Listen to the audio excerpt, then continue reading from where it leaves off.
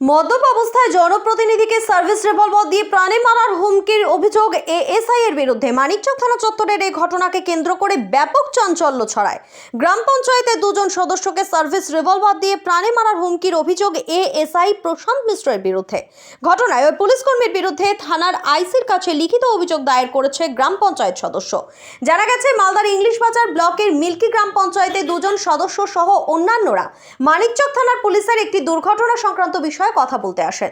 চলতি মাসের 21 তারিখ একটি দুর্ঘটনায় স্কুটি থানায় নিয়ে আসে পুলিশ। এই দুর্ঘটনার বিষয়ে কথা বলতে মিল্কি গ্রাম পঞ্চায়েতের সদস্য মঈনুদ্দিন মমিন ও দুলাল শেখ মানিকচক থানায় আসেন। গোটা ঘটনার বিষয়ে কথা বলতে মানিকচক থানার এএসআই প্রশান্ত মিশ্রের কোয়ার্টারে যান তারা। তখন এই পুলিশ কর্মী মদ্যপ অবস্থায় ছিলেন বলে অভিযোগ। কথা বলার মাঝে ওই পুলিশ কর্মী নিজের সার্ভিস রিভলভার বের করে পঞ্চায়েত সদস্যকে প্রাণে মেরে ফেলার হুমকি দেন বলে অভিযোগ। বিষয়টা সামনে আসতেই থানা চত্বর জুড়ে হইচই পড়ে যায়। ঘটনায় পুলিশ কর্মীর এহেন আচরণে পালিয়ে যান পঞ্চায়েত সদস্যরা ভয় পেয়ে। গোটা ঘটনার বিবরণ দিয়ে মানিকচক থানার আইসির কাছে লিখিত অভিযোগ দায়ের করেন পঞ্চায়েত সদস্য মঈনুদ্দিন মমিন। ওই পুলিশ কর্মীর যাতে উপযুক্ত শাস্তির ব্যবস্থা করা হয় সেই দাবিও তুলেছেন তারা। এদিকে গোটা ঘটনায় অভিযোগ খতিয়ে দেখার আশ্বাস দিচ্ছে মানিকচক থানার আইসি সুবীর কর্মকার। তিনি জানিয়েছেন, অভিযোগ জেলা পুলিশের ঊর্ধ্বতন আধিকারিকদের জানানো হয়েছে। অভিযোগ খতিয়ে দেখে জেলা পুলিশ কর্তারা প্রয়োজনীয় পদক্ষেপ করবে। Bureau report, RM Bangla. আরও আপডেট থাকতে আমাদের ভিডিও শেয়ার ও ফেসবুক পেজটিকে লাইক করে ফলো করে দিন। অভিযোগটা হলো গত 21/11/2024 সালে 2024 সালে একটা বাইক অ্যাক্সিডেন্ট হয় এক্সকিউটিভ। সেটা হচ্ছে চণ্ডীপুর স্ট্যান্ডে অন্তর্গত। আমরা মিল্কি জিপি, আমি আমার গ্রামের হয়ে এখানে এসেছি মানিকচক থানায়। মানিকচক থানায় এসে জানতে পারি কেসটা কার কাছে আছে আর কি পজিশানে আছে। আমি এখানে জানতে পারি যে কেসটা আছে, আপনার নামটা হলো কী নাম ছিল? প্রশান্ত মিশ্র।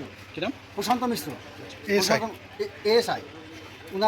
ওনার কাছে যাই, একটা সিভির কাছে জানি ব্যাপারটা।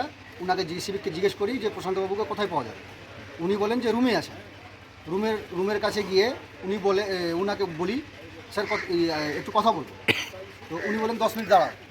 10 মিনিট পরে আমাদেরকে ডাকেন, ডেকে বসতে বলে আমরা বলি, আমি জানতে চাইছি যে স্যার এই কেসটা যে অ্যাক্সিডেন্ট হয়েছে এটা কি পজিশানে আছে, এটার ব্যাপারে কি করতে হবে আর কি জানতে হবে। তো উনি বলেন যে এ ব্যাপারে আমি কিছু বলতে পারবো না। উনি মদ্যপ অবস্থায় ছিলেন।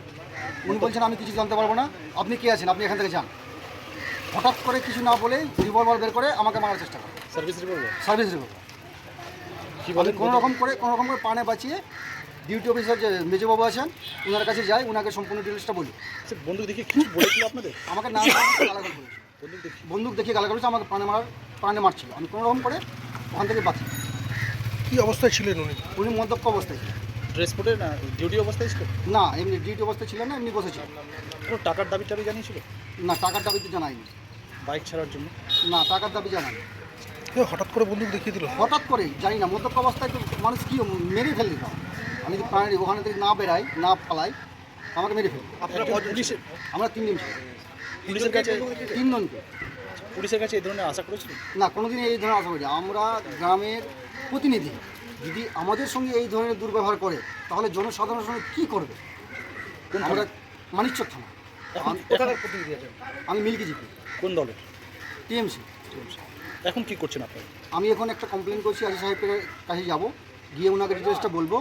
আশা করছি উনি এটার ন্যায় বিচার আমাকে পাইয়ে দেবেন। অফিসারের বিরুদ্ধে অভিযোগ? অফিসারের বিরুদ্ধে। আপনার নামটা? দুলাল শেখ।